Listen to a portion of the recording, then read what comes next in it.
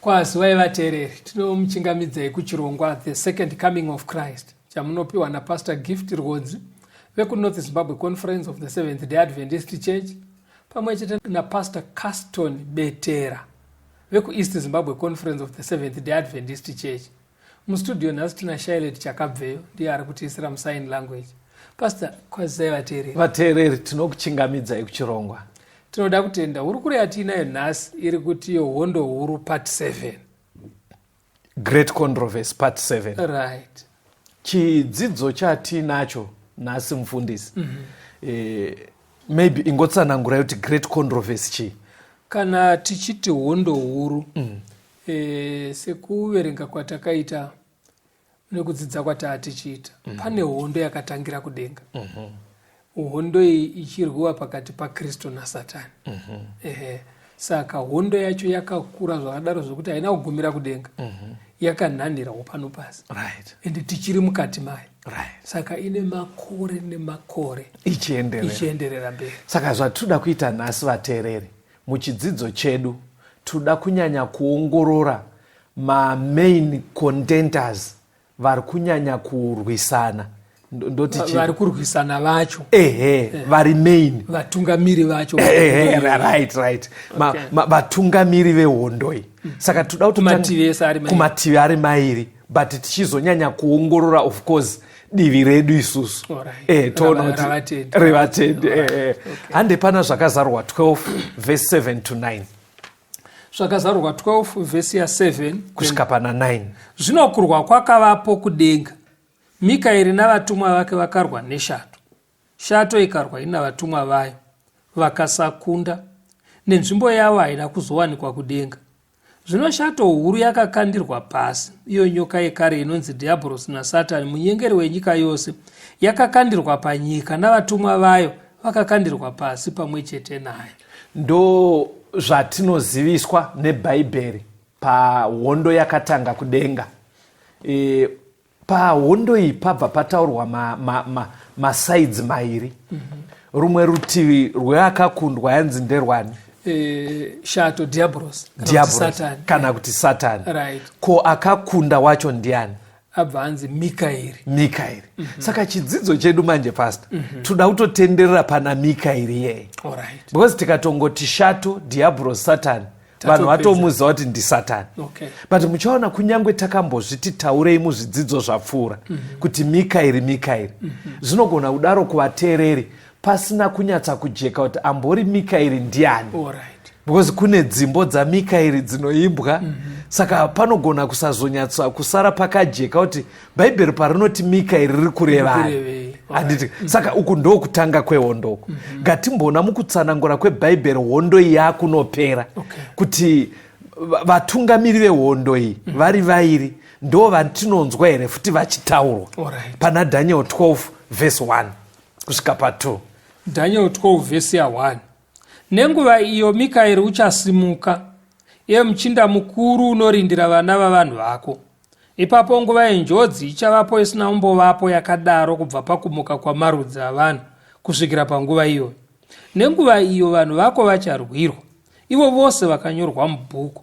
Zvino vazhinji vavavete muguruvara pasi vachamuka, vamwe vachimukira upenyu husingaperi, vamwe kukunyadziswa nokuzvidzwa kusingaperi.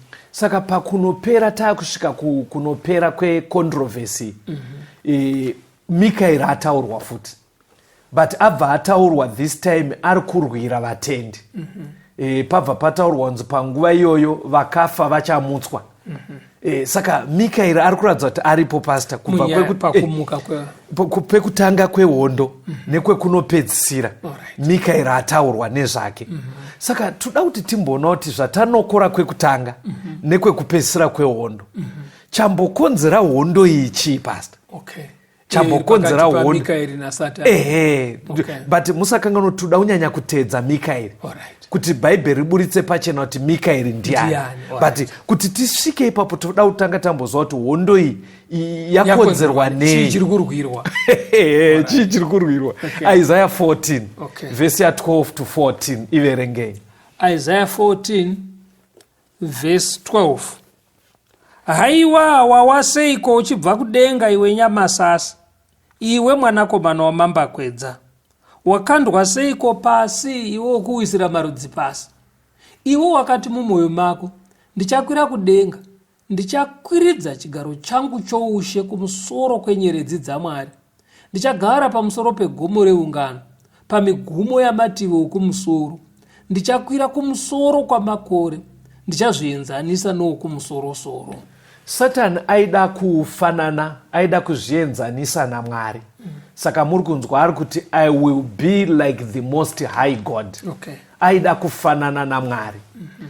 Chataverengera vhesi iri vateereri, ndoda kuti tiwedzere, asi zvinobatika nhai tikaita zvemadictionary, zviya zvemameaning emawords, kuti vara rinorevei. Kuti mubhaibheri mavara kunyanya echiHebheru aitumidzwa kana kuti Mwari aitumidza zita racho riine zvarinoreva.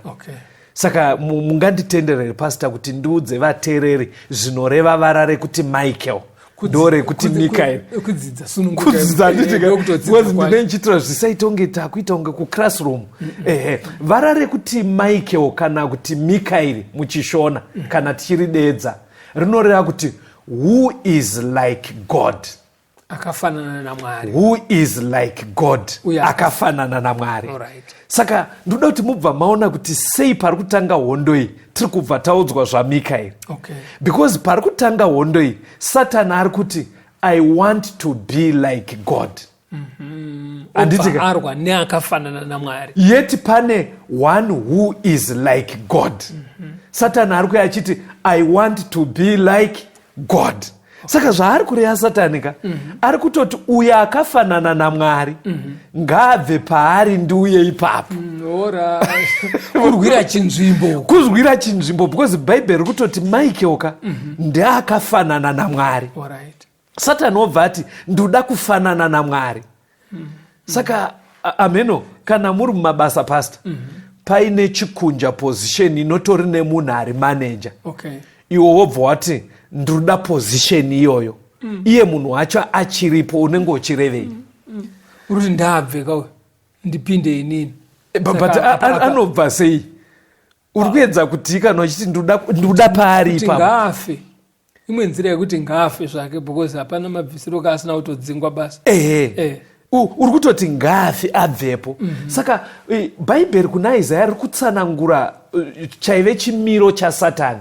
But mukufamba kwatiriita nechidzidzo tichidudzira chimiro ichi, Satani aedza kungoreva kuti akafanana naMwari wacho ngaabvepo ngafe.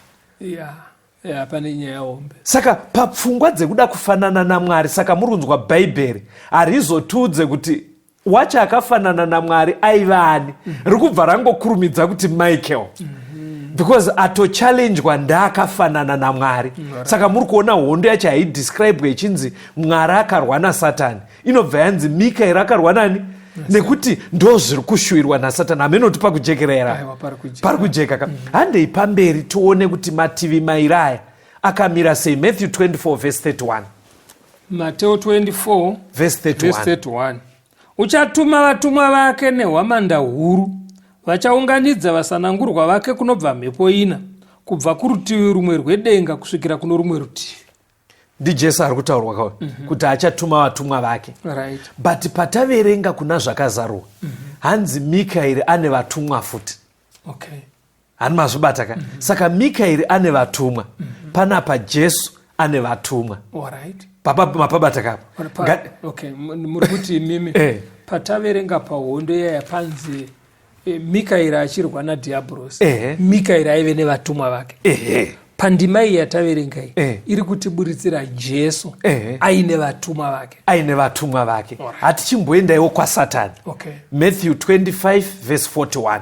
Mateo 25 pavhesi ya 41. Zvino uchati kuna vari kuruboshwe, ibvai kwandiri imi makatukwa, muende kumoto usingaperi wakagadzirirwa Diablos navatumwa vake. Saka chii chatasvika pastage yatasvika pasta pakuda kuti tizoti Mikaeri ndiani?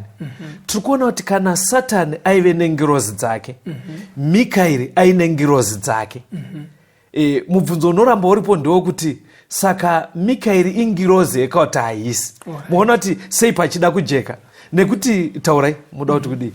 Kuti uyu Diablos yaimbove ngirozi. Right. Asi kupanduka kwaakaita atove nengirozi dzakewo. Atove nengirozi dzake, iye aimbova ngirozi. Right. Saka zvakakosha kuti tinzwise kuti ari kunzi Mikaeri uyu ane vatumwa vake. Ndi Mikaeri ngirozi here yakazoitawo vatumwa vake. Saka muri kufamba neni manje. Ndozvinhu zvatoda kuti zvinyatsojeka vateereri kuti kana Satani waairwisa, Satani yaive ngirozi ikazoita vatumwa vayo. Hazvibva zvarevo here kuti saka Mikaeri yaive ngirozi ikaita vatumwa vayo. Ani maona mubvunzo yoyeka. Ndo watoda kuramba tichienda nawo tichipindura mubvunzo yese kusvika zvajeka kuti Mikaeri ndiani. Saka mubvunzo yoyo usendekei. But toda kumboona pamwe panotaurwa Mikaeri nebhaibheri. Kuti panenge pari panyaya dzei. Jude verse ya 9. Jude inongori chapter imwe chete. Saka ingori verse 9. Jude verse 9. Jude verse 9. Asi Mikaeri mutumwa mukuru, nguva yaakarwa naDiablos, akaita nharo naye pamusoro pomuviri waMozisi, wakatya kumupa mhosva namashoko okutuka, asi wakati Ishe ngaakurayire. Manzwa kuti sei mubvunzo yawo kakosha. Mapanzwa wateerere. Hanzi Mikaeri mutumwa chii? Mukuru. Patonzi mutumwa mukuru. Saka nyaya yacho inoda kuti irambe ichinyatsotedzwa zvakanaka-naka. But maona here kuti pari kutaurwa Mikaeri apa. Hanzi akarwa naDiablos. Pauya nyaya yekurwa futi. Zvikanzi asi this time vanga vari kurwira mutumbi waMozisi. Chii chaitika pastor? Ndoda kuti muerenge Deuteronomy chapter 34 verse 5 to 6. Deuteronomy 34 verse 5 to 6. Verse ya 5 na 6. Ipapo Mozisi muranda waJehovha akafirapo panyika yaMoabhi, sezvakataurwa naJehovha, akamuviga pamupata panyika yaMoabhi pakatarisana neBheti Peori, asi hapana munhu unoziva rinda rake kusvikira nhasi. Chibvai maverenga Mateo 17 verse ya 3. Mateo 17 verse ya 3. Verse ya 3. Pakarepo Mozisi naEriya vakaonekwa navo vachitaurirana naye. Saka bhaibheri, Mozisi uya anotaurwa nezvake mubhaibheri uya wekutungamira vana veIsraeri. Bhuku raDeuteronomy rati akasvika pakufa akatovigwa. Bhuku raMateo ndobva ratiudza kuti pagomo redumbwiza, paMount of Transfiguration, Mozisi uyu akaonekwa aina Jesu. Saka zvinobva zvaita manje kuti panzi naJudhi 9 Mikaeri akauya akarwisana naSatani pamusoro pemutumbi waMozisi. Zvinobva zvaisa pachena kuti Mikaeri anga auya kuzomutsa Mozisi, to resurrect him. Isai nemashoko enyu kuti vateereri vafambe nesapa. Pari kubuda fungo yekuti Mozisi akafa, akavigwa, hapana munhu akaenda kunhamo kwake. Akavigwa mugomo naMwari nengirozi. Right? Asi kuNew Testament anoonekwa achiuya aina Elijah, uya wakuenda kudenga asina kufa uya, vachisvikokurudzira Jesu paTransfiguration. Saka kana akaonekwa akamira naElijah vatori nemitumbi yavo, kureva kuti anga azodzoka ari mupenyu. Saka mubvunzo woti iye zvaakambofa akavigwa azouya ari mupenyu sei? Ndo panobudira manje kuti kuna Judhi kuya kuri kunzi Mikaeri akaitirana nharo naSatani pamusoro pemuviri wake. Ipapo ndo panobudisa fungo yekuti chavairwira Mikaeri aida kumutsa Mozisi. Vanotodzidza Bhaibheri vanototi Satani aita nharo kuti uyo haakodzere kuti mumumutse nekuti ane nyaya dzake nezvaakatadza kusvikira Mikaeri atsanangura nyaya dzacho ahwina, Mozisi ndobva amutswa. Saka zvii zvatambobata pasta nemuateereri, tiri kuona kuti pari kutaurwa nyaya yaMikaeri, Satani anenge achalenja achida kufanana naMwari. Ndo patanga hondo yekutanga. Chechipiri chataona pamusoro paMikaeri, ari kutaurwa in connection with the resurrection. Fungwa iri kubatika here kuti panotaurwa pane kumuka kwevakafa. But still mubvunzo muri kuona kuti hausati wapindurika wekuti Mikaeri ibeing yakaita sei? Ingirozi here kana kuti haisi? Judhi yabva yaisa pachena ikati mutumwa mukuru. Saka zvatoda kusikoita pasta patiri kuramba ichifamba nechidzidzo ichi tatanzwa kambo, hatiri kuda kungosikotanga nekutarisa kuti mutumwa here, because Judhi ati mutumwa mukuru. Toda kutosikotanga nekutarisa pekuti mukuru. Pachirungu inenge ichinzi archangel kana kuti captain wemaangels kana kuti leader wemaangels. Saka patinoramba tichiteedza toda kuti zvizosvika pakunyatsojeka kuti Mikaeri ndiani. Tikazwa kuti Mikaeri ndiani, sezvo tiri vatendi uye tiri kukurudzira vateereri kuti muve vatendi kuti tigone kuponeseka nekuti nyika ino iri kuenda kunoguma, tinobva taziva saidi rekuti tiende pahondo iri kurwiwa iyi. Amenoti zvakajeka kaizvo. Saka ngatimbonzwa kambo vateereri. Rimwe zuva tichaenda kumusha wembiri, takapfeka nguo chena nekorona chene, tichakwira takananga kudenga kopenya, tonoimba nengirozi tese.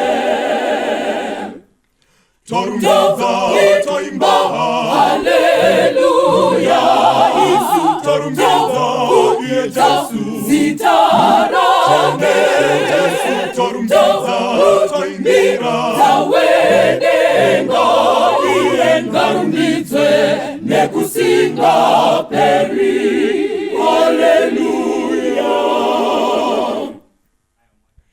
Tichafara kumuona mununuri wedu, nemavanga emawoko nefumo padivi, tichaziva nezverudo rwakatinunura, toruimba nekusinga peri.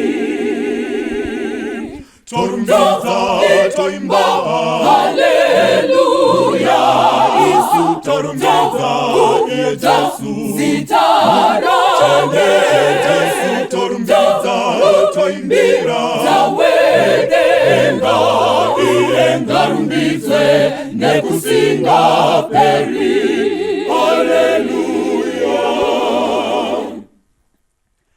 Hama yangu gadzirira kusangana nashe, zviratidzo zvotiudza iye ave pedyo, ndizvo tigozorumbidza iye muponesi, kana tamugamuchira nasi. Torumbidza toimba haleluya, Isu torumbidza Yesu zitarage, Yesu torumbidza toimbira zawedenga iengarumbidzwe nekusinga peri haleluya. Toimba haleluya, Isu tokudza zita rake, torumbidza zawedenga iengarumbidzwe nekusinga peri haleluya. Toimba haleluya, Isu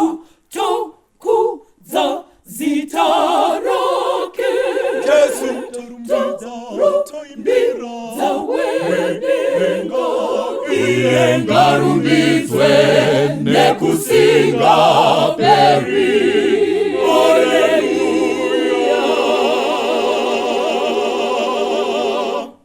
Tinomuchingamidzai vateereri tichienderera mberi nehurukuro yedu hondo huru part 7, the great controversy. Tichiona kuti Mikaeri ndiani. Muchikamu chapfuura taona kuti bhaibheri rinotaura zvaMikaeri pakutanga kwehondo yekudenga, uye rinotaura zvaMikaeri pakaamutswa Mozisi achiresurrectwa. Saka pastor, bhaibheri rinodzidzisa kuti kudii pakumuka kwevakafa? Anomutsa vanhu ndiani pastor? Okay, maybe tikaverenga John 5 verse 28 inotaura nezvekumuka kwevakafa. Tibatsirei pastor, because toda kuti tinyatsonzwisa kuti Mike uyu ndiye akamutsa Mozisi here. Alright. John 5:28 na 29 inotiwo, musashamiswa naizvozvo, nokuti nguva inouya nayo vose vari mumabwiro vachanzwa izwi rake vachabuda, avo vakaita zvakanaka kukumuka kwoupenyu, avo vakaita zvakaipa kukumuka kwokutongwa. Saka yaburitsa kuti kudii panapa pari kutaurwa ari kunzi anouya uyu ndi Jesu, ari kunzi vachanzwa izwi rake ndi Jesu, vomuka ndi Jesu ari kutaurwa, ndi Jesu. Saka izwi raJesu ndo richamutsa vanhu. Alright. Ini ndandine mavhesi anayi. Endai pana vaTesalonika wekutanga 4 verse 16. vaTesalonika wekutanga 4 verse 16. Nokuti Ishe amene achaburuka kudenga nekudanidzira ndiye Jesu kwa. Ndi Jesu. Nekudanidzira nezwi remutumwa mukuru. Nehwamanda yaMwari. Vakafa muna Kristu vachatanga kumuka. Ndaona mafara kuti raenderana nerechi, ndanzwa mambomira kuriverenga mukati ndishe Jesu kwa. Ndizvozvo pastor hamuna kukanganisa. Saka Johani atapiwa namufundisi navaTesalonika dziri kuisa pachena kuti achadaidzira ane izwi richamutsa vakafa ndi Jesu. Ameno zviri kujeka kai. Uku kwazonzi anodaidzira nezwi remutumwa mukuru. Ndo kwakuda kunowedzera kuti nyaya yedu iite unge iri kunetsa, because isusu tanzwa kuti anonzi mutumwa mukuru naJudhi 9 hanzi ndi Mikaeri. Johani averengwa namufundisi Johani 5 verse 28 na 29 iri kuti izwi raJesu ndo richamutsa vari mumakuva. vaTesalonika ndobva yati vakafa pavachamuka zvinenge zvaitika ndezvekuti Ishe amene kureva Jesu achaburuka kudenga paine kudeedzera kwemutumwa mukuru. Saka apabva pasiya pfungwa here yekuti Ishe achiburuka mutumwa mukuru Mike waanenge achideedzera. Because Judhi ati mutumwa mukuru ndi Mikaeri. But Jesu paachaburuka kudenga panenge paine kudeedzera kwemutumwa mukuru. Inobva pane paine kudeedzera kwaMikaeri. Saka pakunosiya vateereri, ndoda kuti mufambe nechidzidzo izvi zvakanaka. Tikasvika pakuchipedza tese muchaona zvinobuda zvakanaka. Judhi ati mutumwa mukuru ndi Mikaeri. Aimutsa Mozisi. Johani kati anomutsa vanhu ndi Jesu nezwi rake. vaTesalonika iri kuti aiwa pachamutswa vakafa Jesu anenge aburuka kudenga paine kudeedzera kwemutumwa mukuru. Saka uchizanganisa pfungwa idzi panobva panobuda sekunge Jesu achaburuka hongu, asi anenge aina Michael mutumwa mukuru achideedzera. Zvinoda kuita sekudaro. Handitika zviri kunoita sekudaro, but hatirambei tichidzidza nekuti bhaibheri rinoti torei zvishoma apa, hatimbomirai kuconclude. Daniel 12 verse 1 to 2. Daniel 12 verse 1 to 2. Yes. Nenguva iyo Mikaeri uchasimuka, iye muchinda mukuru unorindira vana vavanhu vako. Ipapo nguva yenjodzi ichavapo isina kumbovapo yakadaro kubva pakumuka kwamarudzi avanhu kusvikira nguva iyoyo. Nenguva iyo vanhu vako vacharwirwa, ivo vose vakanyorwa mubhuku. Zvino vazhinji vavavete muguruva rapasi vachamuka, vamwe vachamukira upenyu husingapere, vamwe kukunyadziswa nokuzvidzwa kusingapere. Saka panapa pari kunobuda futi Mikaeri aine chekuita nekumutsa vakafa. Saka dambudziko ratakuita pastor ndi John 5 yamatipa imimi. Alright. Because iri kuti izwi raJesu ndo richamutsa. But Jude ati akamutsa Moses ndimikaeri. Right. Daniel ari kuti Mikaeri ndiye achamutsa vanhu. VaTesalonika iri kuti hongu isha achauya. But pane paine kudedzera kwaMikaeri vakafa vomuka. Right. Saka iyo John iri kunosara ichiita unge Jesu ega, but mamwe matatu ari kuita unge zvinonzi izwi raMikaeri ndo rinomutsa. Ambonyatsori nemasimba eguva ndiani? Pane vhesi randauya ndakagadzira zvakazarurwa 1 verse 18. Naiye mupenyu ndakanga ndafa, tarira ndiri mupenyu nokusingaperi-peri, ndine kii dzerufu neHadesi.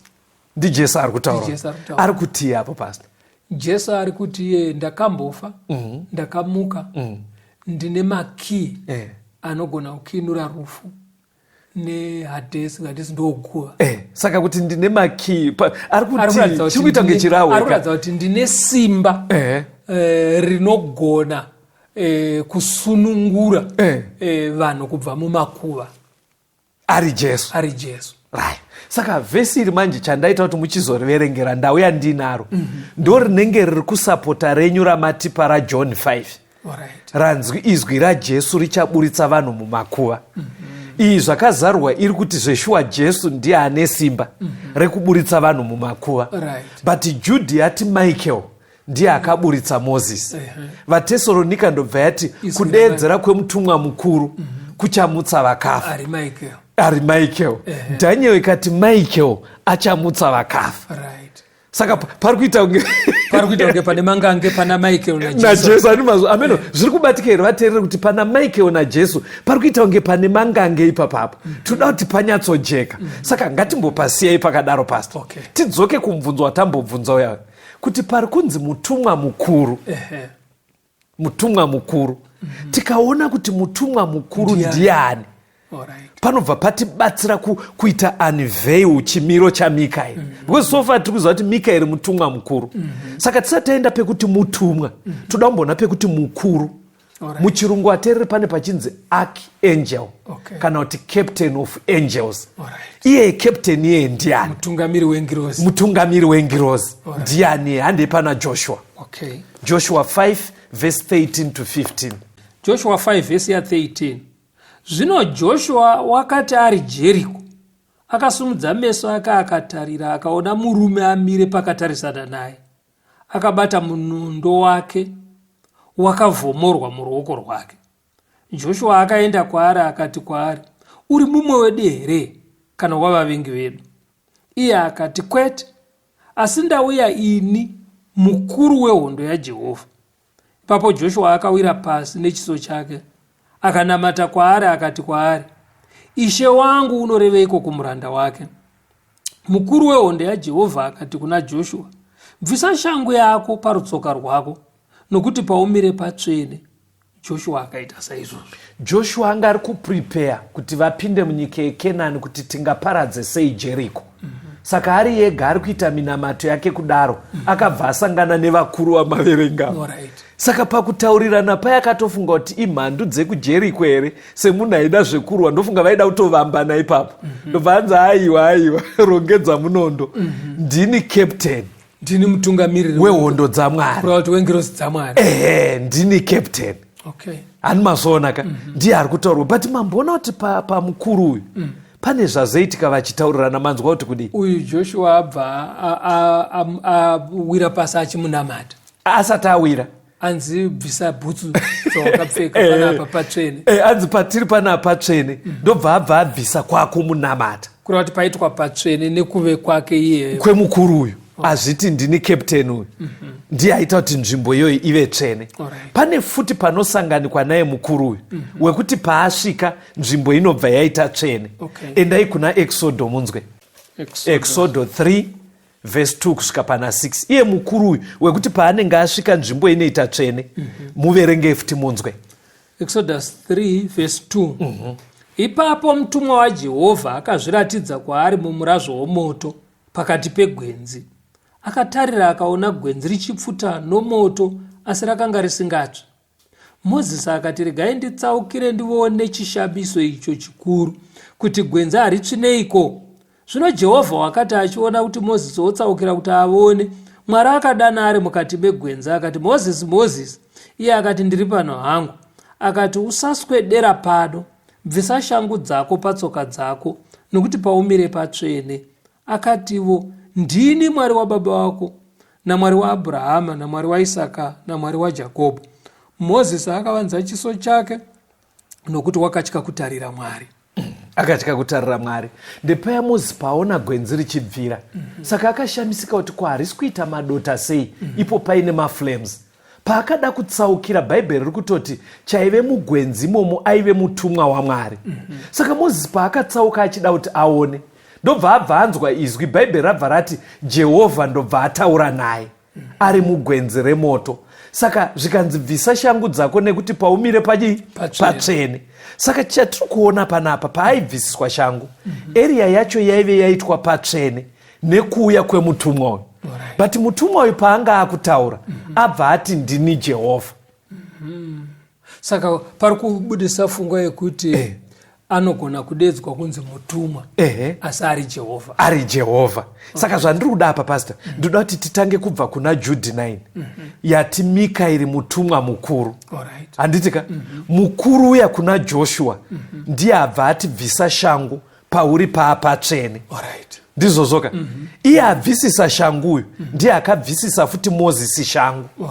But akabvisisa Mozisi shangu akabva ataura kuti ndinani, akabva ati ndini Jehovha. Iye ambointroduced achinzi mutumwa. Iye ambonzi mutumwa. Saka tikateedza tsinga yacho, vateereri, kuti panzi naJudhi Mikaeri mutumwa mukuru, ari captain, Joshua yabva yati paakasvika pakaita patsvene. Akanamatwa naJoshua. Iye akanamatwa naJoshua, captain uyu. Paakasvikira Mozisi, akanamatwa futi naMozisi, but akabva ataura zita rake akati ndini Jehovha. Zochinoburitsa pfungwa yekuti iye captain uyu ndiJehovha. Iye mutungamiri wehondo dzekudenga uyu ndiJehovha. Saka patauda kupindura pekupedzisira ndepekuti ko pari kunzi mutumwa. Jehovha angaite mutumwa here? Pekuti mutungamiri pari clear. Pekuti archangel captain pabuda zveshuwa kuti captain apa pavasvika panoita patsvene. Ende captain apa vakasvika mugwenzi raibvira vakabva vataura kuti ndini Jehovha pajeka. But zvingaite here kuti Jehovha ave mutumwa? Ameno, muri kundinzwa zvakanaka ka? Hande pana zvakazarwa 19 verse 10. Ipapo ndakawira pasi pamberi petsoka dzake kuti ndimunamate. Akati kwandiri, rega kudaro, nokuti ndiri muranda pamwe chete newe nehama dzako dzinobata kupupura kwaJesu. Namata Mwari, nokuti kupupura kwaJesu ndiwo mweya wokuprofita. Ingirozi iri kurambidza Johani kuti Johani arege kunamata ngirozi. Kureva kuti ngirozi hadzidi kunamatwa, hadzinamatwe. Saka mutumwa aive mugwenzi akasangana naMozisi akamuti bvisa shangu, Mozisi akanamata. Mutumwa uyu akasadzivisa Mozisi, kureva kuti haazi mutumwa, haizi ngirozi, aive Jehovha. Saka Jehovha haizi ngirozi. Kunyangwe akachidedzwa kuti mutumwa mukuru. Asi haisi ngirozi chisikwa. Haisi ngirozi chisikwa, nekuti ngirozi chisikwa hadzinamatwe. Saka maona apa dzabva dzaramba. But toda kupindura pekuti zvinombotaurika here muBhaibheri kuti Jehovha adedzwe sekunge mutumwa. Exodus chapter 14 verse 19 to 20 neverse 24. Verse 19. Zvino mutumwa waJehovha wakanga akatungamira hondo yavaIsraeri wakabvapo akaenda shure kwavo. Shongwe yegore ikabva mberi kwavo ikandomira shure kwavo, ikapinda pakati pemisasa yavaIjipita nemisasa yavaIsraeri. Gore nerima zvikavapo, asi rakavhenekera usiku, havana kuswederana usiku hwose. Verse 24. Verse 24. Mangwanani Jehovha akatarira hondo yavaIjipita ari mushongwe yemoto neegore, akavhundutsa hondo yavaIjipita. Hanzi mutumwa waMwari aive mushongwe yegore achitungamirira vana vaIsraeri. Verse 24 ndobva yabva yati Jehovha akatarira ari mushongwe yegore. Chibva imaisa equals, pastor. saka ari kunzi mutumwa akanga akatarisa vaIsraeri ava ndiJehovha. Ndiye aive. Muchingoerengai vhesi iri, chapter 13 Exodus, verengai vhesi 21. Exodus 13:21. Jehovha akavatukamirira masikati neshongwe yegore rokuperekedza panzira, usiku neshongwe yemoto yokuvafenekera kuti vafambe masikati nousiku. Saka aive mushongwe yegore ndiJehovha. Kunyange Bhaibheri rati mutumwa waMwari akavatungamirira ari mugore. Saka zviri kunobuda kuti Bhaibheri paripo parinoti mutumwa waMwari richireva Jehovha. Zvatodaita pastor, mirai timbonzwa kambo. Imimi kana matadza kufolowa zvatataura izvi, munorasisa vateereri. Ndoda kuti musikopa kasamari tichibva pana Jude 9 panzi Mikaeri mutumwa mukuru. Ndimboona kuti mabata zvipi. Ngatimbonzwa kambo vateereri tuye toenderera mberi. Soko rakanaka kunesu vafambi, apo tinoenda pasipo. Asi muponesi achazouyazve kutonga umambo wakewo. Ari kuuya nekukasika, Jesu zve ari kudzoka.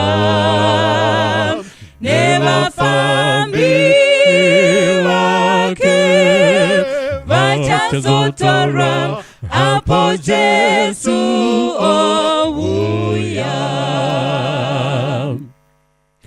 Makuva ekare apo vanorara, vafambi vakafa naKristu.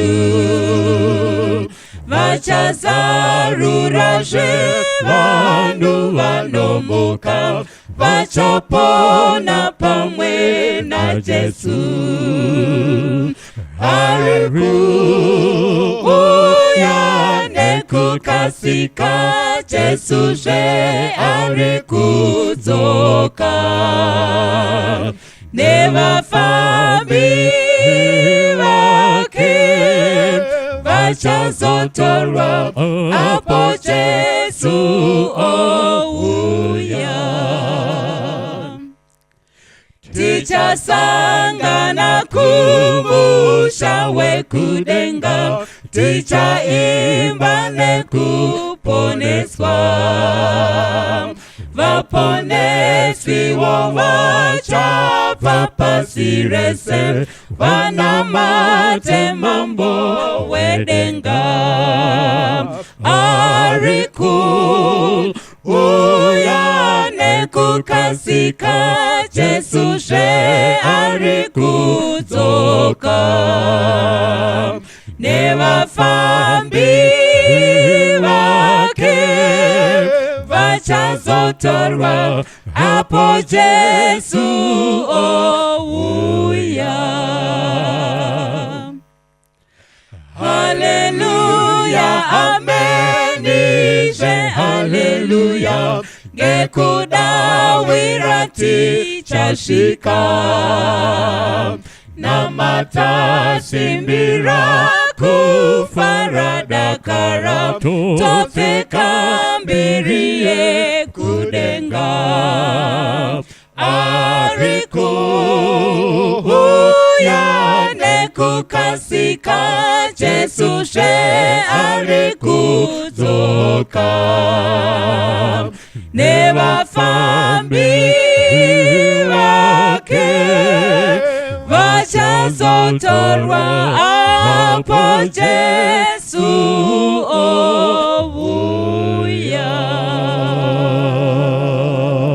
Tinomuchingamidzai vateereri tichienderera mberi nehurukuro yedu, hondo huru part 7, the great controversy. Patiri kudzidza kuti Mikaeri ndiani. Pastor, pane zvatati taurei. Imbotrayai kusamaraiza muchipfupi. Zvandabata ndezvekuti, yes pastor, tiri kutaura nenyaya yekumuka kwevakafa. Bhaibheri riri kuti Mikaeri anomutsa vakafa. Pane dzimwe nzvimbo ndobva panzi Jesu anomutsa vakafa. ati Mikaeri anonzi mutumwa mukuru. Ndobva tanoona kuti pane dzimwe ndima dzinogona kudaidza Mwari achinzi mutumwa. Saka tazoona kuti kana ukaona ndima ichiti mutumwa, chinokuratidza kuti mutumwa ari kurehwa apa ingirozi chaiyo inoramba kunamatwa. Ukaona panzi mutumwa asi achibvuma kunamatwa nemunhu, yakureva Mwari. Saka kureva kuti togona kusununguka kuti kana pachinzi Mikaeri mutumwa mukuru ndiJesu, nekuti Jesu anokodzera kunamatwa saMwari. Toda kutenda. Maybe panoda kuti pabatike vateereri mukutaura kwedu nerurimi rwedu kuti mutumwa mukuru, zviri kuita kunge tiri kuti angel, ngirozi. But pfungwa yacho chaiyo inenge ichirehwa nebhaibheri ndeyekura anokomanda ngirozi. Ndo pfungwa captain wadzo inenge isingaroti pakati padzo anenge mukuru. Inoda kuedza kureva kuti captain wadzo. Saka chiregai kuramba makasungirirwa nepfungwa yekuti Mikaeri mutumwa mukuru, muramba makabata pekuti ingirozi. Tatoona kuti kune panonzi nebhaibheri ngirozi, asi woona ichibvuma kunamatwa, inenge yanzi mutumwa waJehovha. Ipapo panenge pachirehwa Mwari. Saka pakuti Mikaeri ndiani, sunungukai vateereri kuti munzwisise kuti hamurambe makangobatwa nekuti panzi mutumwa moramba muchingofunga kuti ingirozi, nekuti bhaibheri raisa pachena kuti dai yaive ngirozi. Ngirozi hadzina simba rekumutsa vakafa. Ane simba rekumutsa vakafa ndiMwari, ndiJesu. Saka zvinobva zvanoswededza Michael achinofanana naJesu, ari iye Jesu. Pari kujeka kapo. Daniel chapter 10 pastor. Verse 13 neverse 20 ne21. Daniel 10 verse 13 verse 20 ne21. Asi muchinda woushe hwavaPezhia wakandidzivisa mazuva 21. Asi tarira, Mikaeri mumwe wamachinda makuru wakauya kuzondibatsira, ndikasarako kuna madzimambo avaPezhia. Verse 20. Zvino akati, unoziva chandakawira kwauri here? Zvino ndichadzokera kundorwa nomuchinda wePezhia. Kana ndabvapo, tarira, muchinda weGirisi uchauya. Asi ndichakuudza zvakanyorwa murugwaro rwazvokwadi, asi hakuna unozvisimbisa kundorwa navava pamwe chete neni, asi Mikaeri muchinda wenyu. Iye zvino izvi bhaibheri rawedzera futi chimwe chirawe pastor. Raakuti Mikaeri muchinda. The prince. Ramboti Mikaeri mutumwa mukuru. Uko tagadzirisa uko. Tikatoona kuti aiwa pari kunzi mutumwa, hapasi kureva kuti ingirozi. Nekuti kana aine simba rekumutsa achibvuma kunamatwa ndiMwari, ndiJesu. Ezvinopa kunzi Mikaeri muchinda, kureva prince. Saka toda kuti futi pajeke ipapapo. But pasati pataurwa kunzi Mikaeri muchinda, pataurwa futi machinda. Dzokorai verse 13 munzo. Verse ya 13 ya Daniel 10. Yes. Asi muchinda woushe hwavaPezhia wakandidzivisa mazuva 21. Saka zvainonosiya yakuita nyaya ivateereri iri kuti kana Mikaeri ari muchinda, kuine vamwe vanonzi machinda eushe hwevaPezhia. Pfungwa yekuti tiite kunge tasimudzira Mikaeri kuti ndiMwari, ndiJesu, inobva yaita kunge yakurambwa futi. Because kana parotaurwa machinda ePezhia potaurwa muchinda Mikaeri, inonosiya mupfungwa afanana nevamwe machinda. Afanana nemamwe machinda, exactly. Ndo pfungwa inonobuda ipapo. Saka toda kuti paskwatanuke futi vateereri kuti Mikaeri ambonyatsorani. But pfungwa yabuda mainzwe here yekuti pataurwa Mikaeri muchinda, pataurwa muchinda wevaPezhia akanga ari kudzivisa. Chii chinge chiri kuitika apa pastor? Apa mutumwa Gabriel anga atumwa naMwari kuzotsanangurira Daniel zvine chekuita nezviprofita zvaairatidzwa. Right. Saka ari kunzi muchinda wevaPezhia apa, Satani aipindira kudzivisa kunotsanangurwa kwezviprofita izvi kuna Daniel. But Gabriel kaanga aripoka. Gabriel ingirozi, right, ndiye akasara achitora chinzvimbo chakasiyiwa naLucifer apanduka kuve Satani, right.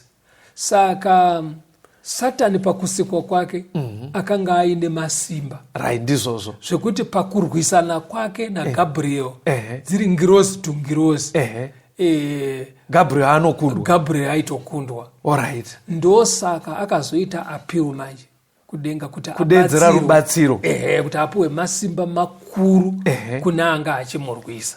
Ndo pakazoya Mikaeri. Ndo pakazoya Mikaeri. Kureva kuti Mikaeri ari pamusoro paGabriel. PaGabriel ari pamusoro pemuchinda wePezhia. Right. Ari pamusoro paLucifer. Ari pamusoro paLucifer. Imimi makurumidza kuti Satani airwisa. Okay. Toda kuti Bhaibheri ridudze. Alright. Kuti ari kunzi muchinda wePezhia aidzivisa. Mudzivisi ndiani? Alright. Tikaziva mudzivisi ka tobva taona muchinda Mikaeri achidedzwa okunda mudzivisi. Tinobva taziva level yaMikaeri. Mapanzikizisa Zakaria 3 verse 1 na 2 toda kunzwa kuti Bhaibheri warinoti mudzivisi ndiani, who is the adversary. Verenga itini Zakaria 3 verse 1 na 2. Zvino wakandiratidza Joshua muprista mukuru amire pamberi pomutumwa waJehovha, Satani amire paruoko rwake rworudyi kuti ave mudzivisi wake. Jehovha akati kuna Satani, Jehovha ngaakutuke iwe Satani zviro kwazvo. Jehovha wakazvisanangurira Jerusarema ngaakutuke. Ko ichi hachizi chitsiga chakabvutwa pamoto here? Right. Satani panapa Bhaibheri raisa pachena kuti ndiye mudzivisi. Paaida kutodzivisa apa mubhuku raZakaria pari kunzi Jehovha ndivo vakatozouya kuti vamise kudzivisa kwaaida kuita. Saka who is the adversary, pastor? Mudzivisi ndi Satani. Ndi Satani. Saka pana pari kunzi muchinda wePezhia aida kudzivisa kuti Gabriel asasvike nemessage. Kuti Gabriel asasvike nemessage kuna Daniel. Gabriel ndobva aita appeal kuna Mikaeri mumwe wemachinda. Mikaeri auya nyaya ndobva yazofamba zvakanaka. Kureva kuti Mikaeri akasikokunda mudzivisi. Kureva kuti Mikaeri akasikokunda Satani. Amenoti pari kukujekera ipapa. Right. Saka tauda kuchienda pekuti muchinda. Kana tatobata mudzivisi ari Satani, Zakaria yabva yatudza kuti paanoda kudzivisa anobva adedzwa kusikogadzirisa nyaya ndi Jehovha. Ndozvataura Zakaria. But Daniel iri kuti mudzivisi paaida kudzivisa akadeedzerwa Mikaeri. Aiwa musi kunzwa pastor. Pastor mukasanzwaka vateereri havazokwanise kunyatsa kubata nyaya. Tiri pamudzivisi. Paaratidzwa mudzivisi kuna Zakaria pabva pauya Jehovha kuti amise zvoda kuitwa nemudzivisi ari Satani. Kuna Daniel mudzivisi auya achida kudzivisa Gabriel kuti asadzivise abva adeedzerwa Mikaeri. Pauya mudzivisi kuna Zakaria adeedzerwa Jehovha. Pauya kuna Daniel adeedzerwa Mikaeri. Ndoda kuti tizoita equation yacho kuti zvinyatsa kujeka. Ezvino ngatichionai kuti panonzi muchinda. Because panzi aidzivisa muchinda wePezhia. Yeti mudzivisi ndi Satani. Zvirimo here muBhaibheri vateereri kuti Satani anogona kumbonzi muchinda. John 14 verengai vhesi ya 30. John 14 verse 30. Vhesi ya 30. Handichazotauri zvizhinji nemi nekuti muchinda wenyika ino unovuya asi handine chinhu kwandiri. Hanzi muchinda wenyika ino. Toda kunzwa kuti ndiani ainzi muchinda wenyika ino. John 12 verengai vhesi 30 to 33. John 12 vhesi ya 30 to 33. Jesu akapindura akati, inzwi iri harina kuuya nokuda kwangu asi nokuda kwenyu. Zvino kutongwa kwenyika ino kwavapo. Zvino muchinda wenyika ino uchadzingwa. Neni kana ndasimudzwa panyika ndichakovera vose kwandiri. Wakareva izvozvo achiratidza kufa kwake kwaaizofa nako. Right. Pataurwa muchinda wenyika ino adi akutongwa nekuti Jesu aizodii aizoenda pamuchinjiko. John 16 verse 11. John 16. John 16 verse 11. Pamusoro pokutongwa nekuti muchinda wenyika ino watongwa. Right. Muchinda wenyika airehwa pandima dzese dzamaverenga ndiani. Muchinda wenyika ino ndi Satani. Ndi Satani. Right. Saka bhaibheri riri kubvuma kuti Satani anombodedzwa kunzi prince, but ari prince of this world. Zvajeka kaizvo. Right. Because chandiri kudariro pastor, toda kuuya kumavara ataurwa naDhaniel anzi muchinda. Saka muchinda wePersia aida kudzivisa Gabriel. Taona kuti mudzivisi ndi Satani. Ende Satani anogona umbonzi muchinda. Saka muchinda wePersia aivani ndi Diablos pachake. Saka muchinda wePersia Diablos ari kunzi akabva adeedzerwa muchinda Mikaeri. Handitika? Yeti paida kumbodzivisa kuna Zakaria, mudzivisi kwakadeedzwani Jehovha. Saka toda kuona zvirimwe here mubhaibheri kuti Mwari kana kuti Jesu anombonzi prince kana kuti muchinda. Handitika? Handei kuna Isaiah 9 verse 6. Isaiah 9 verse 6. Yes. Nokuti takazvarirwa mwana, takapiwa mwanakomana, umambo uchava pafudzi rake, zita rake richanzi unoshamisa, gota, Mwari une simba, baba wokusingaperi, muchinda worugare. Ari kutaurwa Emmanuel, Jesu ndiye ari kunzi muchinda werugare, the prince of peace. Koita prince of this world anova Satani. Saka chindisamarizai zviri kuitika kuna Daniel. Saka kuna Daniel samarizai kwauya Gabriel atumwa nemeseji. Miraitidaiso kuti vateereri vabate. Ini ndoda kutanga ndatsanangura zvataura bhaibheri. Alright. Imimi mochiisa meaning nekuti tadzidza kuti mudzivisi ndiani, muchinda ndiani, zvizvaitika. Gabriel apiwa meseji yekuenda nayo kuna Daniel. But kwauya muchinda wePersia akadzivisa Gabriel.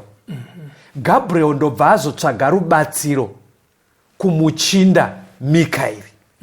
Chii chiri kuitika? Saka chiri kuitika panapa ndechekuti pane machinda mairi panapa. Yes. Right. Umwe anonzi muchinda wenyika inoi ndi Diablos. Right. Sekubuda kwazvaita. Right. Umwe muchinda pakati pamachinda.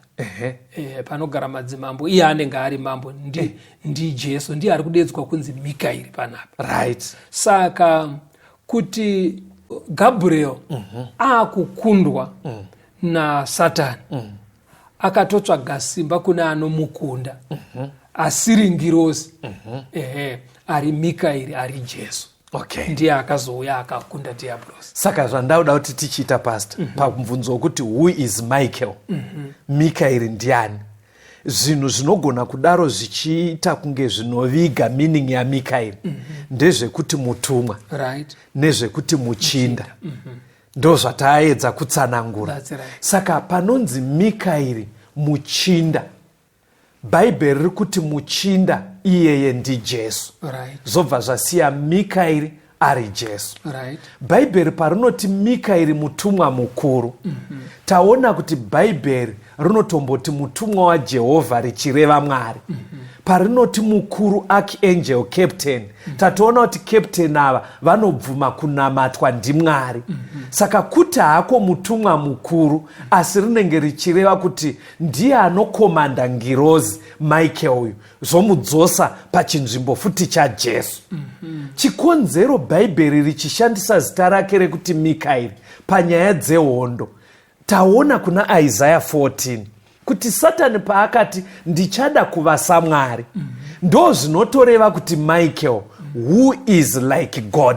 Saka Satani aichallenja Jesu. Satani aida kutotora chinzvimbo chaJesu. Satani aitoti Jesu ngaabve ipapo ndigare inini. Saka pese bhaibheri panonouya pfungwa iyoyo muna Satani yekuda kudzivisa neyekuda kutora chinzvimbo nechimiro chaKristu, bhaibheri harizoshandise kuti Jesu, rinobva rashandisa vara rekuti Mikaeri. Mungape muenzaniso wekuti kudi pastor kuti Mikaeri panapa zviri kubuda kuti izita remuhondo. Kumboona kuti munhu anogona kudedzwa nerimwe zita ari munhu mumwe chete. Right. Kuti munhu anogona kunge achinzi Petros. Kana aenda kubasa anenge ari officer in church. officer in charge. Munhu akasvika ndoda kuona officer in charge kunobuda Petros. Wana pachitupa pake panotori naPetros. Yes. Ende kana ari kumba anogona kunzi baba waSilivia. But munhu mumwe chete ndiye Petros ndiye officer in charge. Ati mazwana. Saka title ya Jesu yekunzi Mikaeri inodedzwa kana pari pahondo pekurwisana naSatani muchinda wenyika ino. Iye Satani why tiri kuzobatwa mucrossfire ndeyekuti achida kuvasa Mwari zvinoreva Mikaeri. maKristu patiri kurarama tichinzwa shoko tichinamata tiri kushuvira kuita karekta inenge yaMwari. Iye aida kufanana naMwari kungonamatwa asi karekta isina kushanduka. Saka patiri kuita tichitoredzera chimiro chaKristu tiri kutowedzera hasha dzaSatani. Saka pakadaro ipapo Mikaeri saka achizosimuka kurwira vanhu vake vanenge vari kuita chimiro chakanaka. Dai Mwari akomborera chidzidzo chionekai vateereri. Chekuti muhondo yatirika chero zvikare vakuurawa naSatani hatifaniri kutya. Nekuti makii ana Mikaeri. Ndiye achauyawo kinura guva pazuva rekupedzisira. Tomutswa toenda muumambo. Muumambo imomo hamupinde akafa. Tichamuka tiri vapenyu tamutswa. Mwari amukomborere. Tibatei panhare dzinoteera kana mungaita mibvunzo kana zvimwe zvamunoda kuti tibatsirane 0774 651 181 0774 651 181 kana kuti 0716 452 086 0716 452 086. Mwari vave nemi vamuchengetei tigosangana muchikamu chinotevera. Mambo wedu atidaiza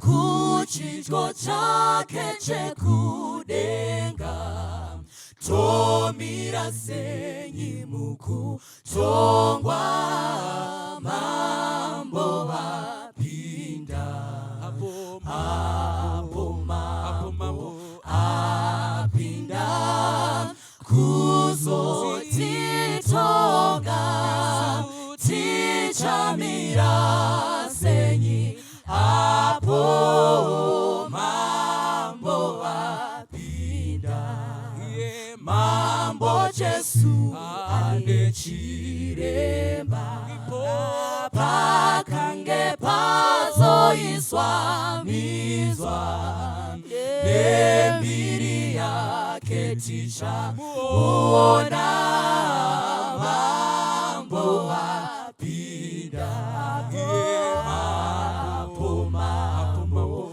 apinda kuzotitonga tichamira senyi hapo mambo apinda zvakavikwa zvichaoneswa hapo tapinda pakutongwa izvo zvemumoyo tinozviona mambo apinda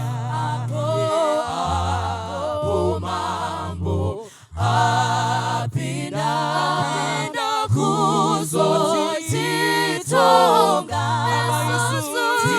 tichamira senyi hapo mambo apinda achafara pakutiona kuti tapfeka nguo chena ndizvo kunesu kunonaka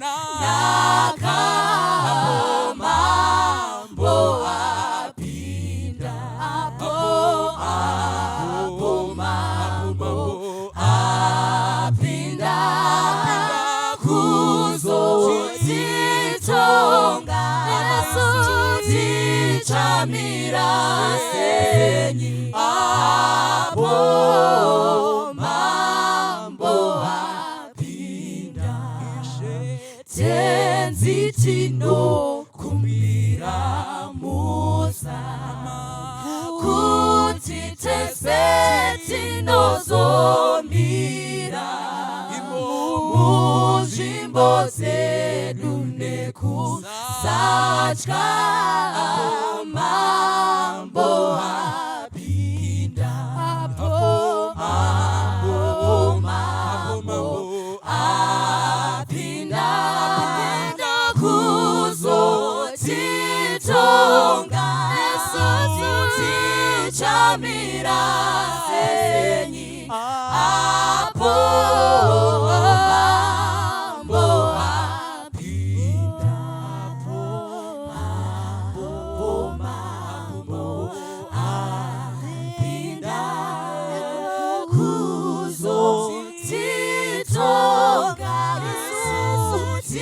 tichamira